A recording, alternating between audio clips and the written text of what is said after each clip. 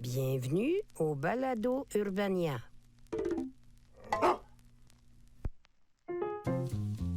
Bien à vous, mesdames, messieurs, non-binaires ainsi que tous ces furries.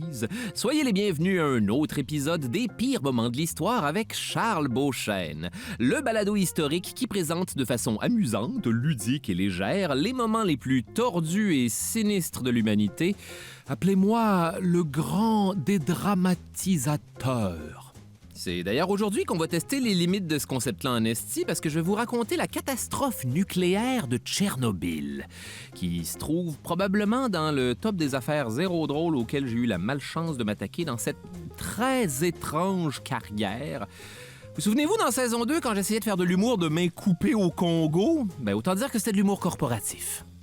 L'accident de Tchernobyl, c'est un événement que les historiens désignent comme la fois que la planète s'est prise une dose pour le moins king-size de radiation mortelle, événement qui a eu des conséquences quasi apocalyptiques sur l'environnement et incidemment les peuples de ce monde, suite à un accident de générateur nucléaire en Union soviétique, bien sûr. Les amis, je vous le dis tout de suite, si vous connaissiez pas mon opinion sur les soviétiques, vous allez la connaître en mot-à-dit. Spoiler alert, elle n'est pas positive. J'en ai tué pas mal la GoldenEye 64.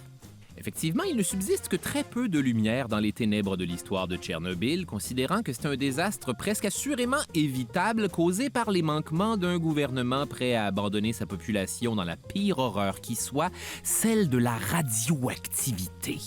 Possiblement une des choses qui me fait le plus peur sur la planète. J'espère encore de tout cœur qu'il y a un certain pourcentage de gens qui se transforment en Ninja Turtles à cause de ça, mais la vérité, c'est que ça a surtout l'air de donner le cancer. Et maintenant, de me demander comment je vais rendre une catastrophe nucléaire ludique pour le monde qui m'écoute en faisant du jogging ou en réparant un évier. Peut-être que la solution, c'est de donner des voix de clown aux personnages? Ça alors, le niveau de radiation dans la ville est dangereusement trop élevé pour la population. Oui! Nous n'avons donc pas le choix de couper les lignes téléphoniques et d'empêcher les évacuations pour éviter la panique, mais surtout pour éviter que circule une opinion négative du gouvernement. Ouais, ça aide un peu, mais on dirait que c'est pire en même temps. Ce qui est paradoxal, c'est que la raison pour laquelle on a aussi peur du nucléaire aujourd'hui encore, c'est à cause de Tchernobyl. Alors que selon ce dépliant que j'ai trouvé dans ma boîte aux lettres il y a longtemps, ce serait une des énergies les plus propres et renouvelables qui existent si c'est géré comme du monde. J'imagine que le mot-clé ici, c'est « gérer comme du monde », fait que qu'est-ce qu'on avait bu la veille à Tchernobyl? Allons voir. Donc, allez vous chercher un doudou, un toutou, installez-vous confortablement. Moi, je vais aller partir le générique, puis tout va bien aller. Un petit jus, quelqu'un? Ouf, non, je viens de voir la date là-dessus, oubliez ça. Contexte historique. Avant de parler de l'accident comme tel, on va devoir parler de la guerre froide. Oh! Oh, oh, oh, oh! Au rapport, caporal lutin! La toute-puissante Reine des Neiges a levé une armée d'ours polaires en armure médiévale! Bien, elle ne me laisse pas le choix. Relâchez, Rudolph. Mais enfin, Père Noël, ce n'est encore qu'un prototype, il n'a jamais été testé dans des conditions réelles! Faites ce que je vous dis, merde!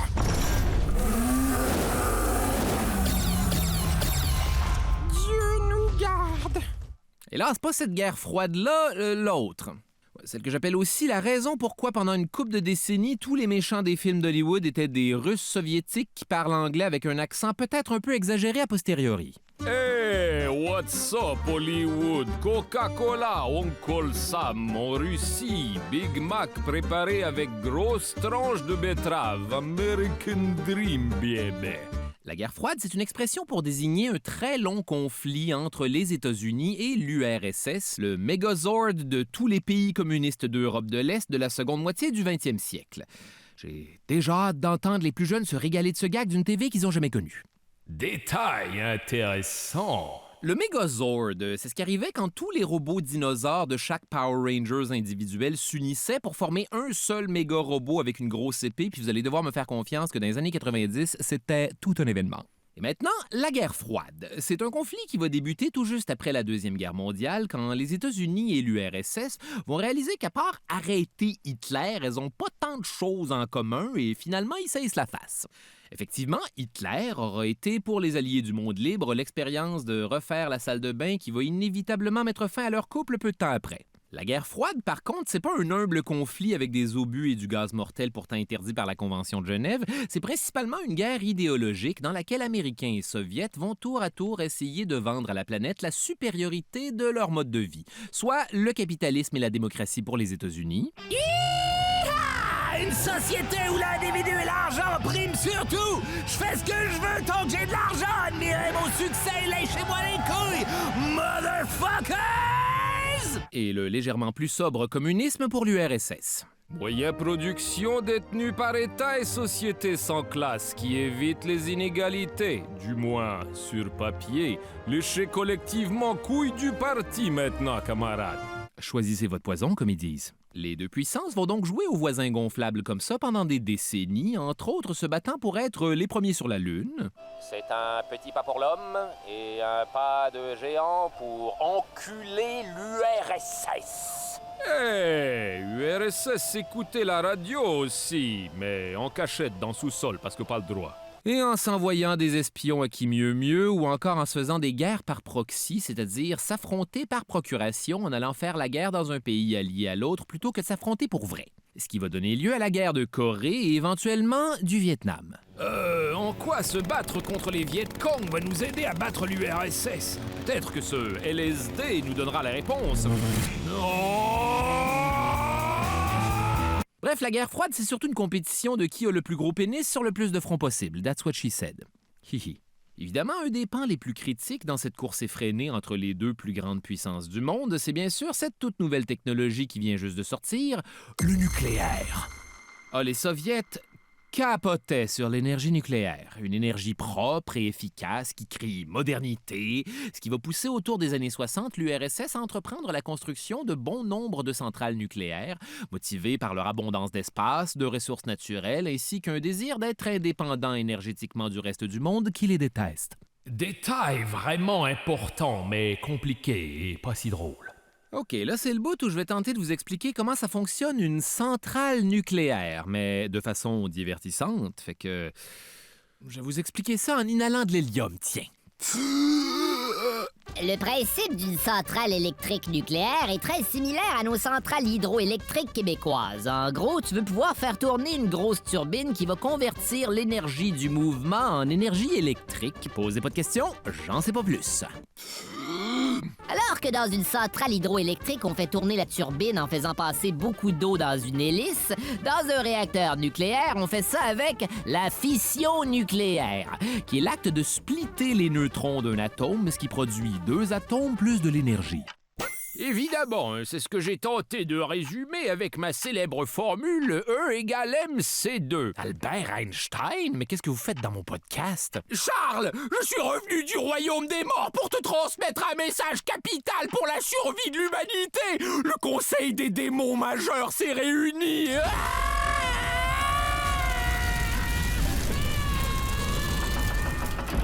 Bon, ben, qu'est-ce qu'on saura jamais? Pourquoi Einstein est en enfer?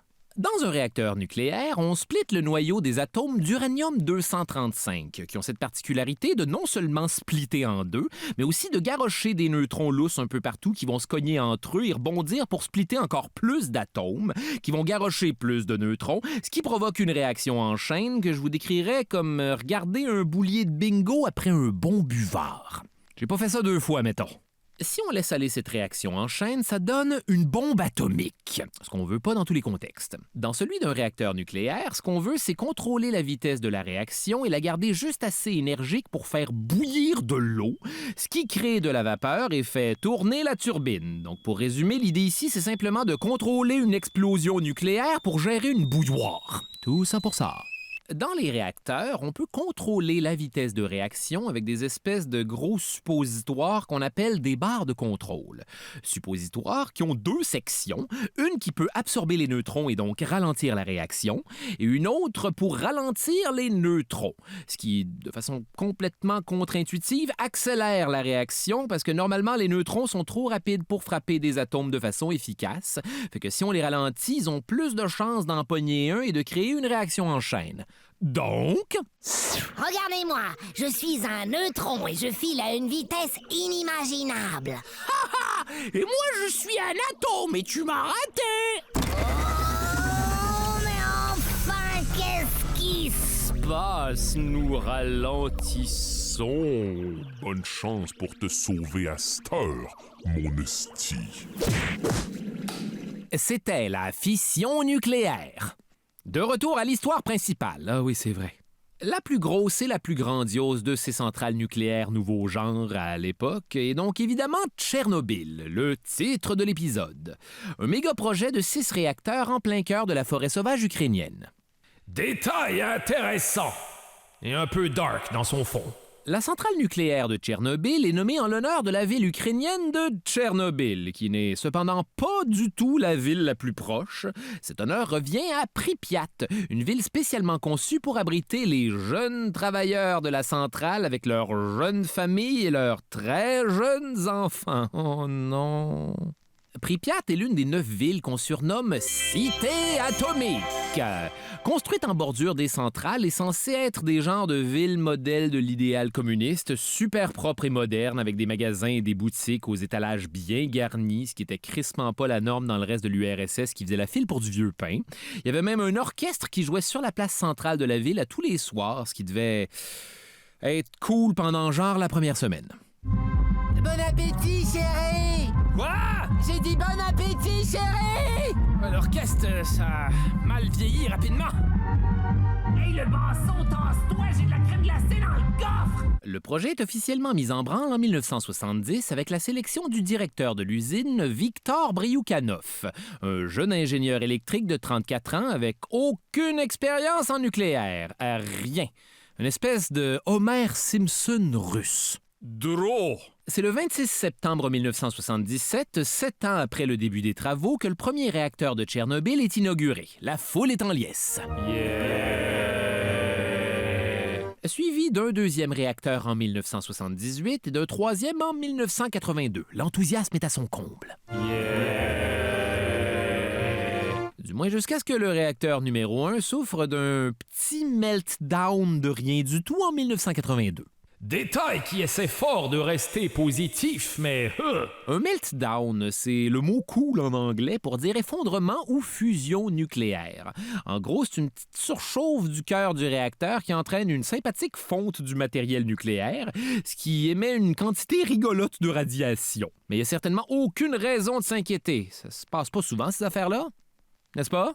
Détail malbosant! Entre 1978 et 1982, la centrale de Tchernobyl a été victime de 27 accidents et 87 pannes d'équipement, la pire fois étant ce fameux meltdown de 1982 pendant lequel la direction de l'usine va être super proactive et s'engager à régler le problème en renvoyant tous les travailleurs à la maison. Et personne n'aura jamais réentendu parler de cet incident-là. Jamais. Sûrement parce que c'est réglé? Détail intéressant. Vous êtes qui, vous? Sortez d'ici! Voyons, oh, doucement, relax! Détail intéressant? Quel détail intéressant? Aucun détail intéressant ici. Continuez, podcast.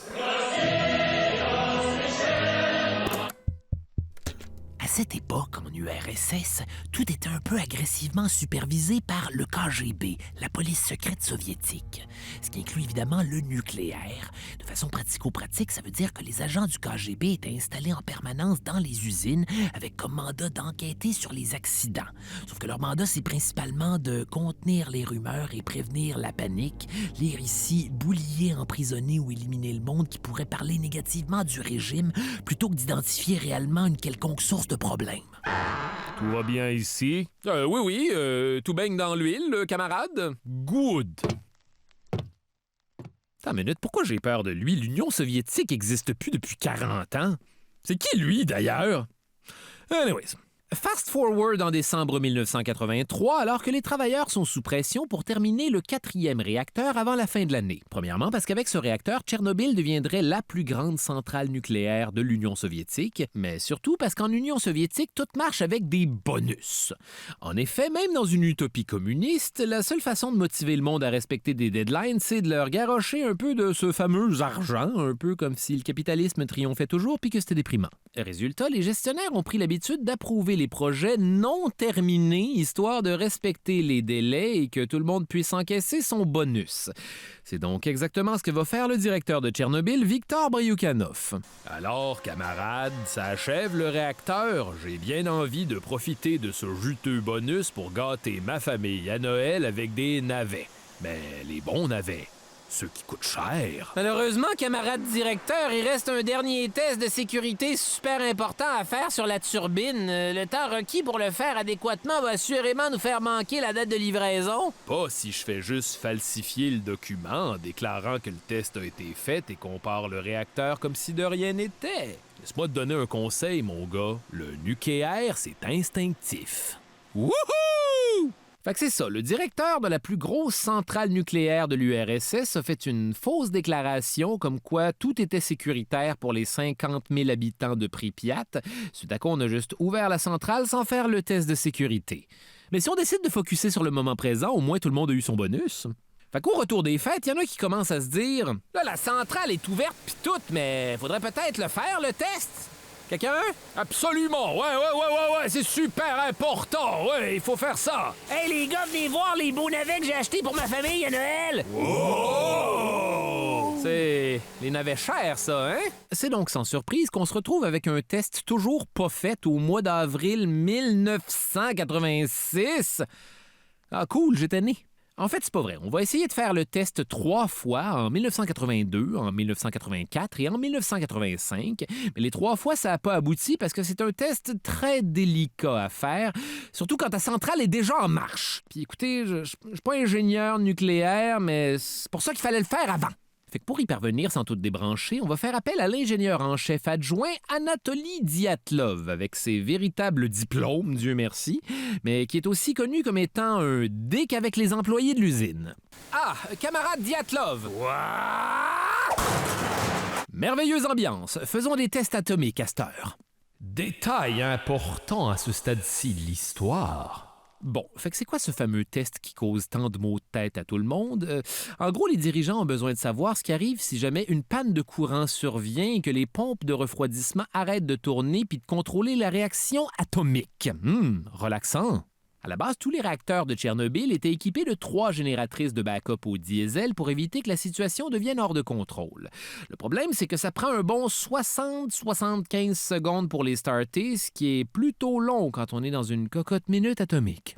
Ouf, je suis déjà stressé. Je pense que je vais prendre un petit jus, tiens. C'est vrai, passé date. Par chance, les ingénieurs pensent qu'en cas de panne, la turbine qui produit l'électricité va produire juste assez de power en ralentissant pour maintenir en action les pompes de refroidissement jusqu'à ce que les génératrices embarquent. Fait qu'en gros, le test, c'est de fermer le moteur comme dans une panne et voir si le ralentissement de la turbine permet de rester en vie d'ici à ce que les génératrices de secours embarquent, sinon tout peut péter.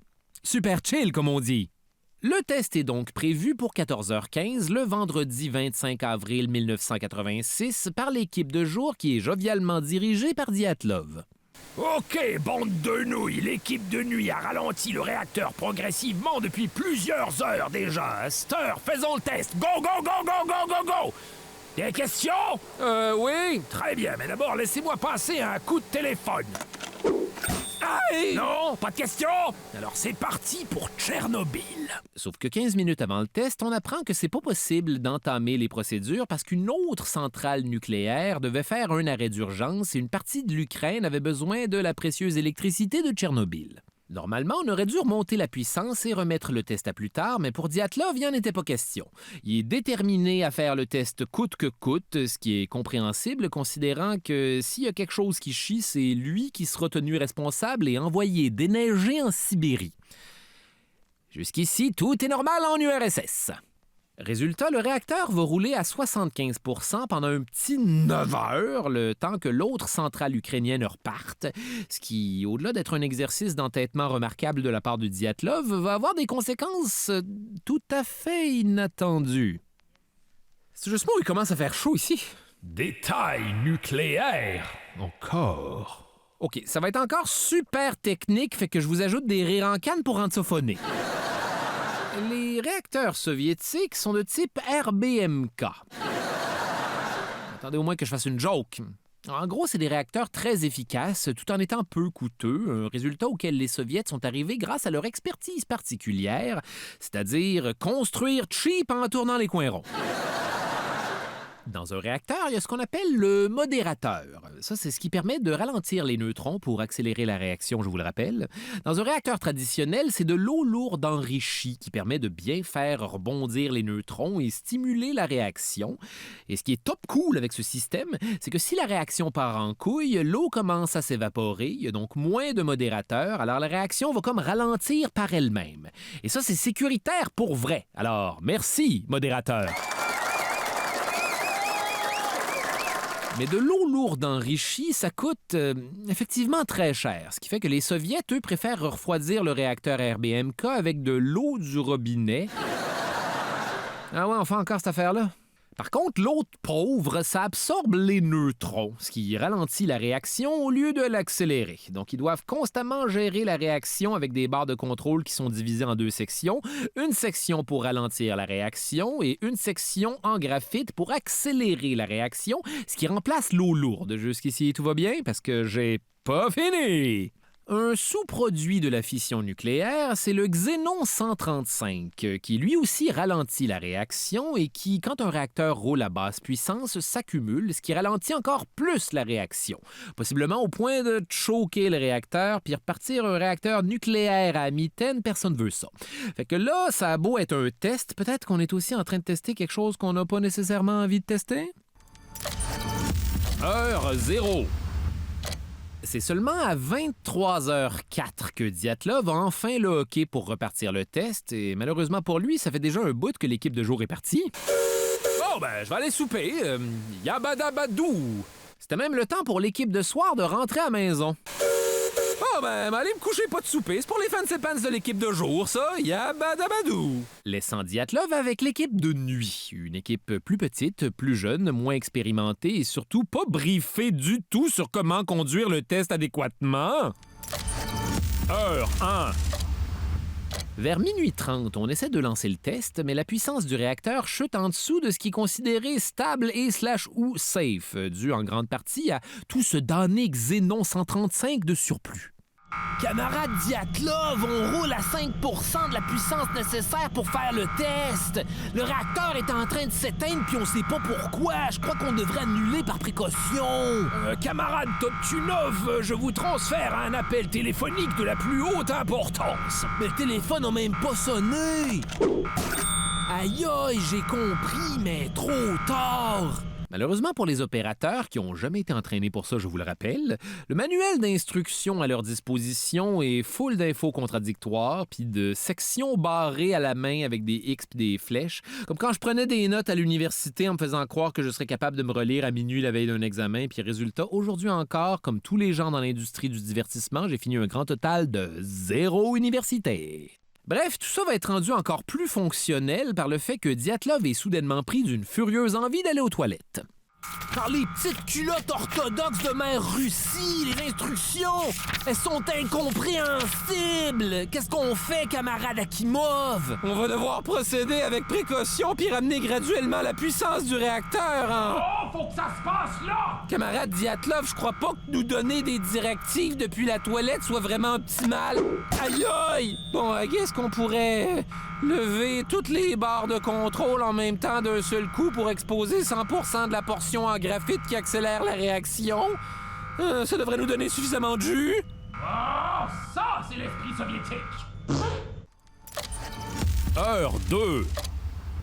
Vers 1h23, peu de temps après avoir retiré tous les breaks sur les barres de contrôle, le réacteur s'emballe. Oh, c'est que ça commence à nucléairement barder là-dedans. Vite, Toptunov, pèse sur le bouton AZ5. C'est le bouton d'arrêt d'urgence qui fait que toutes les barres de contrôle entrent dans le cœur du réacteur d'une shot pour absorber les neutrons et stopper la réaction. C'est l'équivalent nucléaire de débrancher l'ordi quand t'es tombé sur un site porno qui donne des virus. Je pense qu'on va être correct. Camarade Akimov, on est en 1986. Qu'est-ce qu'un site porno?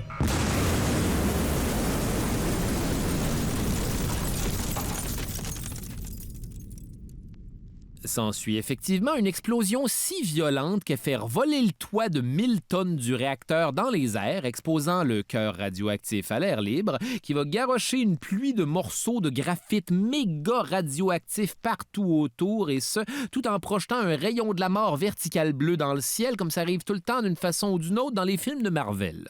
Ils sont rendus à quoi, eux autres, d'ailleurs? Capitaine America version chien dans une maison hantée? Ouf, tous ces films que je n'écouterai jamais. Incroyable. De retour à l'explosion de Tchernobyl, j'imagine que vous avez hâte que je vous explique qu'est-ce qui s'est passé. Détail dark. Normalement, je vous dirais que c'est difficile à dire parce que c'est pas comme s'il y avait du monde dans le réacteur en fusion à ce moment-là, mais pourtant, il y en avait. Un premier employé directement dans le hall adjacent au réacteur qui est mort sur le coup sans jamais savoir qu'il y avait un test d'ailleurs. Puis un deuxième employé qui, par chance, était dans la salle des machines à côté et qui a survécu. Avant de mourir quelques heures plus tard à l'hôpital dans d'atroces souffrances en comprenant un peu trop tard que finalement c'était un test. Ouais, c'était trompeur comme usage de l'expression par chance, c'est bien y penser. Bon, tout ça, c'est pas mal au-dessus de mon domaine d'expertise de gars qui a essentiellement passé son cours de sciences physiques au secondaire en se mettant en équipe avec un cerveau puis en lui laissant faire tous les laboratoires sans exception, en essayant de faussement m'impliquer en disant des affaires bullshiteuses, genre « Je peux-tu faire quelque chose? Non? Juste te regarder puis apprendre? Parfait! » Puis j'ai jamais rien appris. Ouais, désolé, Auria Vulpe. Un gars d'Europe de l'Est en plus, quelle ironie. Fait que voici ma synthèse parsemée de bruits phonés. Vu que la pompe de refroidissement avait été arrêtée pour le test, l'eau qui est censée absorber les neutrons s'est mise à bouillir, ce qui laissait moins d'eau pour ralentir la réaction, donc la réaction s'est accélérée, tellement que ça s'est mis à gruger le xénon 135 qui ralentissait la réaction, fait que ça va aller encore plus vite. Là, quand ils ont appuyé sur le bouton d'arrêt d'urgence AZ5 faisant que toutes les barres de contrôle sont abaissées en même temps, ça aurait en plus tassé toute l'eau qui restait au fond du réacteur, créant un espace où finalement tout ce qui reste, c'est des neutrons sur le speed qui te splittent des atomes d'uranium comme s'il n'y avait pas de lendemain, jusqu'à ce que le réacteur se mette à runner un rassurant 120 fois sa puissance maximale. Ce qui va faire que toute l'eau de refroidissement restante va ironiquement devenir tellement chaude qu'elle va se vaporiser direct en deux gaz, oxygène et hydrogène, jusqu'à ce que...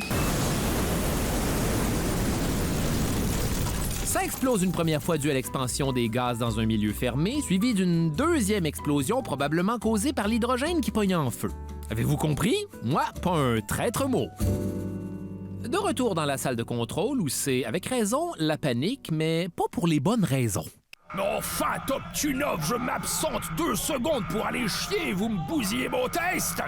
Chose certaine, le réacteur ne vient assurément pas d'exploser, car rien n'explose en Union soviétique. Pasteur, envoyons quelqu'un au réacteur 4 pour confirmer à quel point ça n'a pas explosé. Et c'est ainsi que plusieurs ingénieurs et employés vont aller se faire mortellement irradier en ouvrant la porte de la salle du réacteur qui mène désormais directement sur un cratère abyssal fumant qui vomit 400 fois plus de radiation qu'à Hiroshima. La radiation me fait cuire le visage! Une chance que le réacteur n'a pas explosé! Heureusement, dehors, les pompiers viennent d'arriver, prêts à régler le problème en te mettant de l'eau là-dessus comme jamais. Avec aucun équipement de protection contre les radiations, directement à quelques mètres du cœur de l'explosion, à arroser des flammes toxiques puis manipuler des débris méga radioactifs, pendant que leurs bottes fondent sur l'asphalte qui est elle-même en train de fondre parce qu'il fait littéralement 3000 degrés Celsius. Hey les boys, vous trouvez pas que...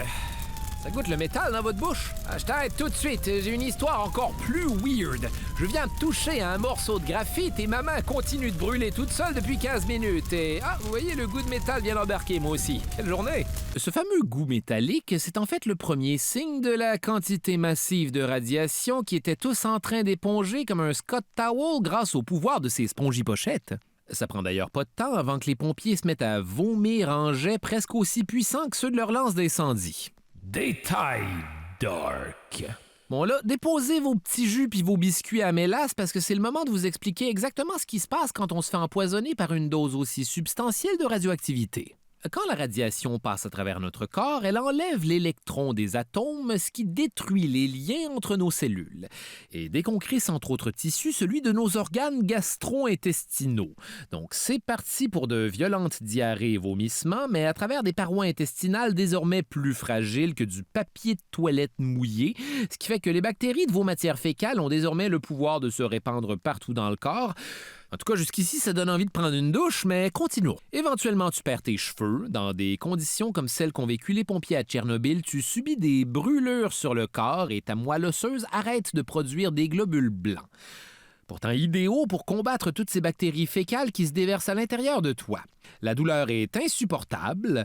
Éventuellement, il y a un genre de période d'accalmie, probablement causée par l'endorphine sécrétée par le corps quand tu souffres trop. Puis ça fait que soudainement, les malades irradiés ont l'air d'aller mieux juste pour donner des faux espoirs à tout le monde. Puis 2 secondes après ça, ça revient en 3 fois pire. Tous les organes et vaisseaux sanguins se déchirent et on finit par mourir d'une infection sanguine pendant que ta peau s'effiloche en restant collée à ton oreiller d'hôpital, ce qui va arriver à pas mal tous les pompiers qui ont combattu le feu ce jour-là.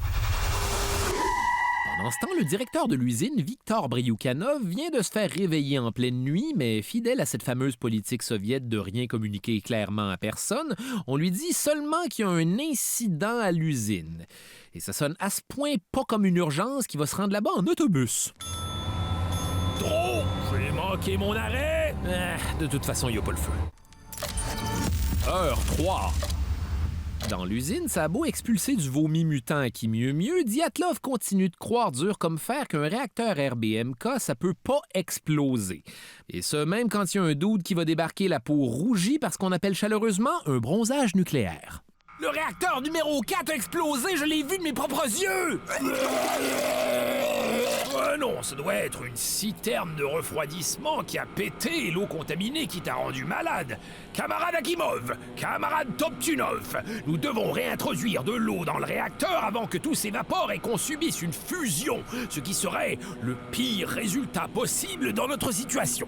OK, mais le système d'irrigation électronique répond pas. Allez les ouvrir manuellement, au pire vous aurez un super beau bronzage. Vous devriez me remercier en fait. Détail dark.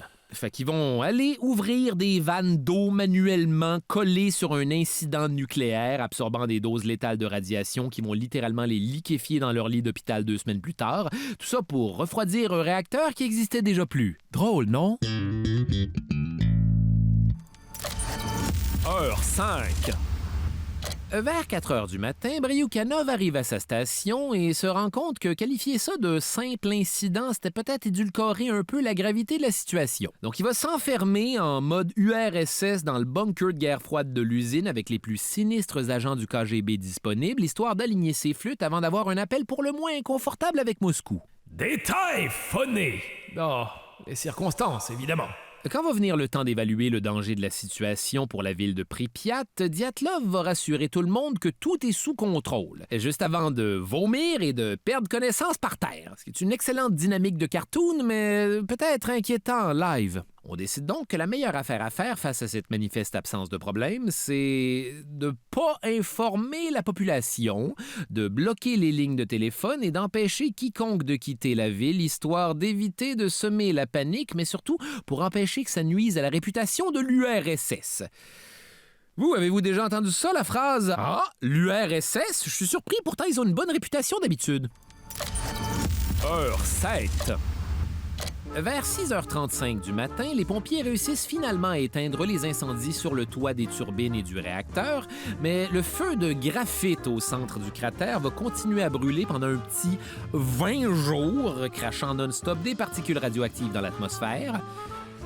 Est-ce que la musique, ça aide ou... Heure 12. Vers 11h, des camions-citernes commencent à arroser les rues de Pripyat sans aucune explication. Circulez, il n'y a rien à voir. Nous ne faisons qu'asperger les rues et les maisons avec une substance supposément capable d'absorber les radiations. Juste de même, aucune raison particulière. On s'est dit qu'aujourd'hui c'était une bonne journée pour le faire et que si on le faisait pas aujourd'hui, on le ferait jamais. C'est ma femme qui dit ça, en fait. Coupable! Plus sérieusement, continuez à jouer dans les parcs avec vos femmes enceintes et vos enfants en bas âge. Heure 13. C'est vers midi à Moscou qu'on informe Mikhail Gorbatchev, le secrétaire général, donc boss du Parti communiste, de la situation à Tchernobyl. Puis même en s'adressant à lui, on n'est pas super transparent sur la situation.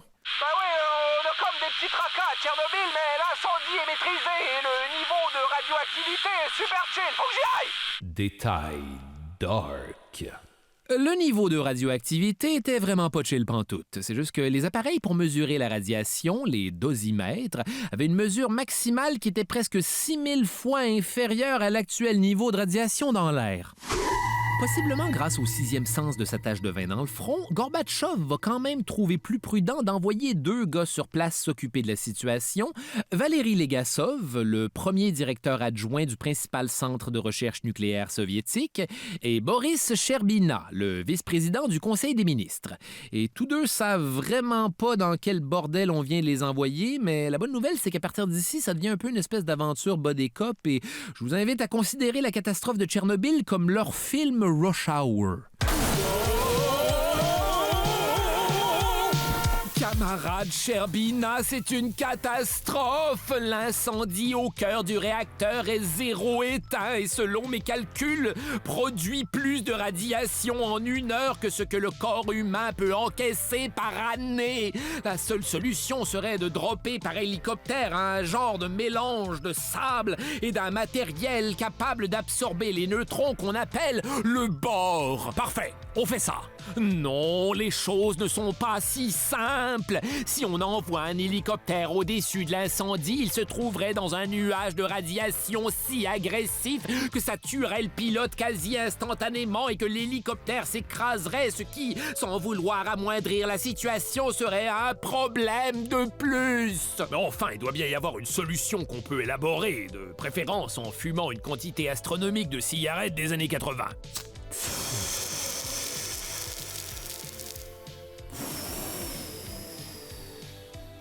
Nous sommes dans un hôpital, by the way. Donc la solution, ça va être de jeter du sable et du bore par hélicoptère sur le feu, mais en diagonale, puis le pilote va quand même se manger une maxi-dose de radiation, mais pas assez pour que l'hélicoptère s'écrase. Ah ben écoute, c'était simple finalement. Autre bonne nouvelle, après un bref 36 heures d'exposition à des retombées radioactives foudroyantes, on finit par évacuer la ville de Pripyat, mais en dévoilant le moins possible. Attention, attention, habitants de Pripyat.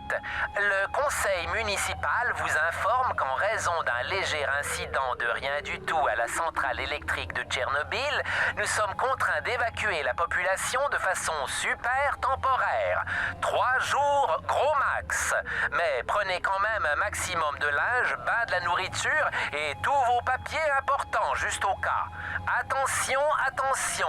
116 000 évacués qui reverront jamais leur maison. Par contre, l'évacuation arrive pour ainsi dire à point parce que le 28 avril, la Suède, qui se trouve à pas moins de 1200 km, détecte une suspecte hausse de radiation dans l'air et réussit à calculer que ça venait de Tchernobyl. Quelques heures plus tard, les Américains ont déjà pris des photos satellites des années 80, puis la nouvelle fait le tour du monde, ce qui oblige le Parti communiste à faire une déclaration somme toute laconique. Le 26 avril, il y aurait eu un accident à la centrale nucléaire de Tchernobyl, mais tout est sous contrôle.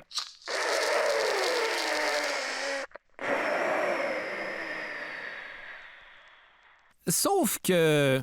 Camarade Sherbina! Ah, camarade Legasov, quoi encore? Des bonnes nouvelles? Bien au contraire! Il semblerait qu'à force de garrocher du sable et du bore sur le feu en diagonale, ce qui est un miracle, tout ce que nous avons créé, c'est une couche qui emprisonne l'incendie radioactif devenu tellement chaud qu'il commence à faire fondre le béton du plancher, créant du corps corium, un matériau semi-liquide radioactif comparable à de la lave. Épargnez-moi votre mombo-jumbo scientifique et expliquez-moi ça en une phrase comme si j'écoutais un podcast dans le char. Si ce mélange passe à travers le plancher qu'il est présentement en train de faire fondre, il va inévitablement tomber dans toute l'eau qui s'est accumulée à cause des pompiers, ce qui créerait instantanément une autre explosion de vapeur toxique qui éjecterait encore plus de matière radioactive dans l'air. Merde, ce serait mauvais pour la santé tout ça. Vite, il faut à tout prix trouver une solution en enchaînant les cigarettes comme jamais. Fait que la solution de clope soviétique, ça va être d'envoyer 3 gars dans l'usine, dans le noir, en soude de plongée, avec de l'eau ultra contaminée radioactive jusqu'aux genoux, pour manuellement ouvrir les valves et vider les bassins sous le réacteur. Une mission épique qu'on va baptiser l'escouade du suicide, parce qu'on était convaincus que personne allait revenir de là sans minimum un cancer qui brille dans le noir. Ben tabarnak, ils vont réussir! Détail encourageant. Yeah. De nombreux médias ainsi que la propagande du parti vont insinuer que ces 3 gars-là sont morts en héros pour leur patrie, mais tout le monde dans l'escouade du suicide a survécu. Il y en a un qui est mort en 2005 d'une attaque cardiaque et les 2 autres étaient encore vivants en 2025. Eh ben. Détail décourageant. Oh.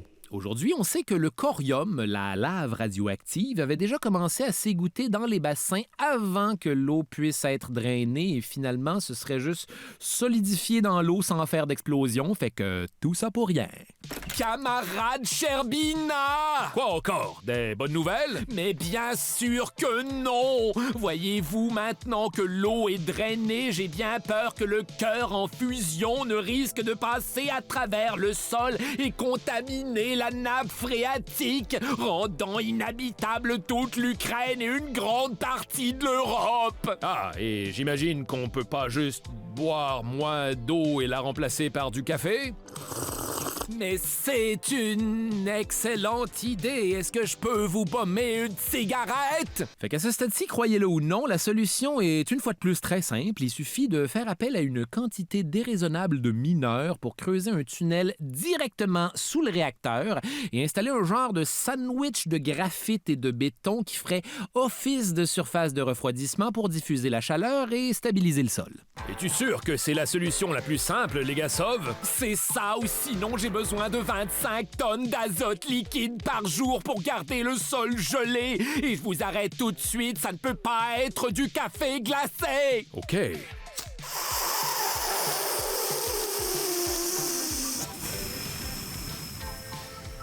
On a besoin de combien de mineurs exactement? 450. 450 mineurs qui vont travailler en shift continu 24 heures sur 24 pendant une quinzaine de jours à une chaleur tellement accablante que certains le faisaient en bobette direct dans la radiation. Mais en même temps, je peux comprendre. Des fois, il faut tout simplement travailler en bobette. Moi-même, je suis en bobette en ce moment. Voulez-vous plus d'informations sur comment on fait le podcast? Détail décourageant. Oh, je décèle un pattern. Le temps qu'ils finissent de creuser, le feu s'était déjà arrêté de lui-même, son combustible radioactif immobilisé de façon tout à fait sécuritaire quelque part dans le sol. Le tunnel était 100% superflu finalement, on va le remplir de béton, mais pas avant que les 450 mineurs se soient bien toutes pognées une bonne dose mortelle de radiation pour rien. Rendu là, le problème le plus pressant à l'horaire, c'est de nettoyer au plus vite les 100 tonnes de débris radioactifs sur le toit de l'usine qui continuent d'empoisonner l'Europe au complet. Camarade Sherbina! Quoi encore? On doit commencer à être proche de régler le problème, non? C'est hélas pire que tout! Les 60 robots télécommandés qu'on a fait venir pour nettoyer le toit ont instantanément été bousillés par la radiation! OK, on fait quoi? Notre seule solution serait d'utiliser des genres de bio-robots! C'est le terme qu'il va utiliser pour vrai, et juste qu'on soit bien clair, les bio-robots, c'était bien sûr juste une façon de dire des humains. Détail dark. Ouais, fait que c'est pas moins de 5000 bio-robots qui vont aller nettoyer le toit à mitaine à grands coups de 90 secondes à ramasser un maximum de débris radioactifs le plus vite possible parce qu'il y avait zéro équipement adéquat pour se protéger. Normalement, t'avais juste le droit de faire une passe de ménage comme ça à vie, mais les plus durs à cuire vont y retourner jusqu'à 6 fois. Et pour se désinfecter, c'est simple, il suffit de boire de la vodka avant de tous mourir du cancer. Détail dark vegan. La dernière étape du nettoyage, ça va être bien sûr de gonner tous les animaux de la région, qu'ils soient sauvages ou domestiques. En effet, les animaux étant eux-mêmes devenus plutôt radioactifs à force de consommer de la nourriture, de l'eau contaminée et d'absorber de la poussière radioactive dans leur fourrure, on va demander à quelques équipes de bio-robots de bien vouloir les euthanasier. Tous les animaux de la région. Par où tu commences? Les chasseurs sont annuellement là-dessus puis ils réussissent jamais. Bref, après ça, restait juste à décréter une zone d'exclusion de 2600 km² autour de la centrale, construire un sarcophage en béton pour isoler les restes du réacteur numéro 4, lancer un procès bidon dans lequel on va condamner Dyatlov et Bryukhanov, et tous les autres responsables à 10 ans de pelletage de neige au goulag et mettre un beau chou rose sur l'affaire Tchernobyl. Sherbina va mourir en 1990, possiblement d'un empoisonnement mortel à la radiation, mais on le sait pas parce qu'une des premières affaires qu'il va faire en 1988 pour protéger l'URSS, qui anyways va finir 1 an plus tard, c'est de signer un décret comme quoi les médecins n'ont pas le droit de citer la radiation comme cause de son décès. Très possiblement par radiation, mais Legasov, lui, va tenter de faire passer des réformes de sécurité pour éviter une deuxième catastrophe, mais ça va évidemment être vu comme une attaque à l'intégrité de l'URSS. Fait qu'on va l'exclure du Conseil scientifique de recherche nucléaire, il va subir du harcèlement de la part de ses pairs, puis il va se pendre à la maison le lendemain du 2e anniversaire de Tchernobyl. Fin. Le fin mot de l'histoire avec un grand H. Bon, qu'est-ce qu'on peut tirer de tout ça? Croyez-moi, j'aurais bien envie de dire rien de pire que l'URSS, mais malheureusement, tout porte à croire que Tchernobyl, c'est surtout une triste combinaison d'erreurs humaines et de défauts de fabrication d'une centrale nucléaire bâtie sur le fly pour avoir son bonus dans un monde communiste où tout le monde partage tout, mais personne n'a rien. Donc oui, mettons que je suis pas fâché que l'URSS, ça existe plus. Mais au-delà de ça, une des répercussions, c'est d'avoir créé un compréhensible méga-trauma social face à l'énergie nucléaire qui, à ce qu'on raconte, en est une somme toute sécuritaire. Mais quand ça va mal, ça va vraiment mal, par contre. Mais ça arrive pas souvent. Mais ça pourrait décimer l'humanité. Mais ça arrive pas souvent. Mais ça pourrait arriver. D'ailleurs, aujourd'hui encore, 40 ans après la catastrophe, on en ressent toujours les contre-coups, particulièrement en Ukraine et en Biélorussie, où les populations encore à ce jour montrent des taux de cancer plus élevés que la moyenne dus à toutes ces joyeuses particules radioactives tombées du ciel comme une bordée de neige mortelle. Mais hey, voulez-vous une note positive pour finir? Les animaux sauvages comme les loups et les cerfs ont commencé à revenir à Tchernobyl, à s'y installer et même à y prospérer parmi les ruines de la ville sur laquelle la nature reprend peu à peu ses droits. Morale de l'histoire, même si la race humaine finit par s'autodétruire, la Terre, elle, va être bien correcte. Je m'appelle Charles Beauchesne et le cauchemar se poursuit dans un prochain épisode.